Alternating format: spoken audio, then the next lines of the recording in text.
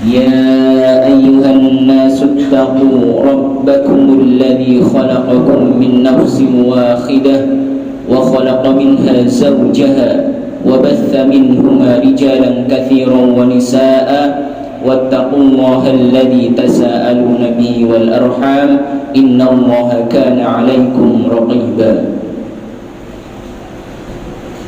أيها الحاضرون أوصيكم ونفسي بتقوى الله فقد فاز المتقون أما بعد. Ma'asyiral muslimin, sidang jamaah salat Jumat yang semoga senantiasa dirahmati oleh Allah Subhanahu wa taala. Alhamdulillah, segala puji hanya milik Allah Subhanahu wa taala yang Maha menciptakan, yang Maha memelihara, yang Maha mengatur, yang Maha menjamin atas berlangsungnya kehidupan makhluknya mulai di dunia hingga akhirat. Salawat ma'assalam semoga senantiasa tercurah dan terlimpah kepada Nabi kita, yakni Nabi Muhammad sallallahu alaihi wasallam.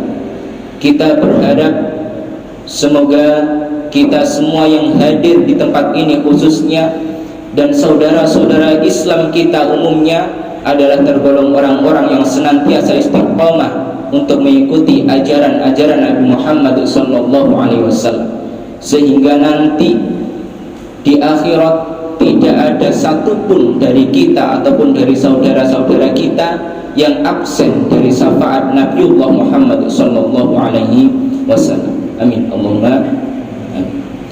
Ayyuhal hadirun rahimani wa rahimakumullah. Ibnul Qayyim rahimahullah pernah berkata, lil abdi baina yadayillahi mauqifan. Kata Ibnul Qayyim bahwasannya seorang hamba itu akan menghadap kepada Allah dalam dua kondisi. Al-awwal mauqifun baina yadayhi fis shalah. Yang pertama, seorang hamba menghadap kepada Allah, menghadap kepada Tuhannya itu adalah ketika dia sedang melaksanakan sholat. Wathani mauqifun baina yadayhi yauma liqa'ih. Dan yang kedua, seorang hamba akan menghadap kepada Allah itu dalam kondisi yakni tatkala pada hari kiamat, saat ia dimintai pertanggungjawaban atas apa yang dilakukan semasa hidupnya, saat ia akan dihisab oleh sebab pekerjaan-pekerjaan yang dilakukan semasa hidupnya. Ma'asyiral muslimin rahimakumullah.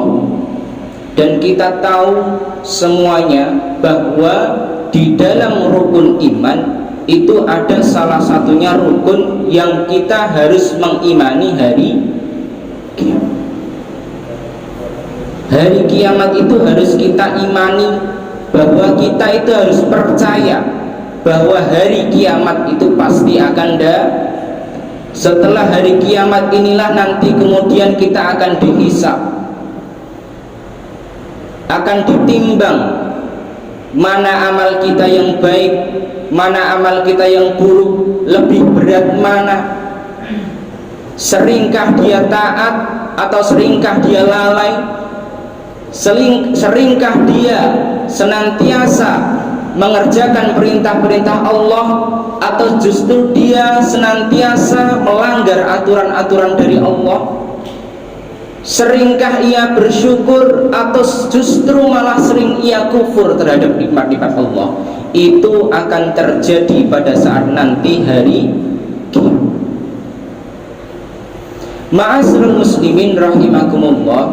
Oleh sebab itu,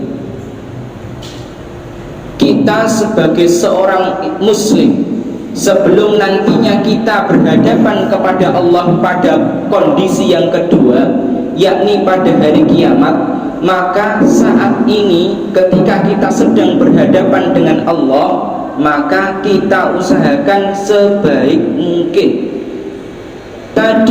kami sebutkan bahwasannya kondisi pertama kita berhadapan dengan Allah adalah dengan pada saat kita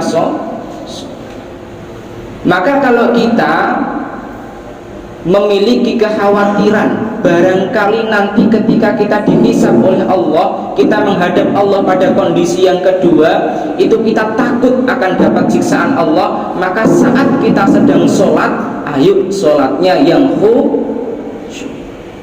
mulai dari bagaimana bacaannya, bagaimana gerakannya, itu harus benar-benar kita perhatikan. Iftitahnya dibaca walaupun sunnah, terlebih al-fatihahnya kalau kita sholat munfarid itu harus kita baca, dan gerakannya tidak seperti orang yang terburu, yang enak, yang kalem. Bacaannya senantiasa kita perhatikan, doa rukuk seperti apa, i'tidal seperti apa, itu senantiasa kita baca. Tidak hanya pada saat berdiri aja, tidak pernah baca doa. Rukuk cuma gerakannya saja rukuk, tapi doanya tidak dibaca. Tapi kan tetap sah Pak, walaupun nggak baca doa. Iya, tapi kita kehilangan pahala kehilangan pahala keutamaan.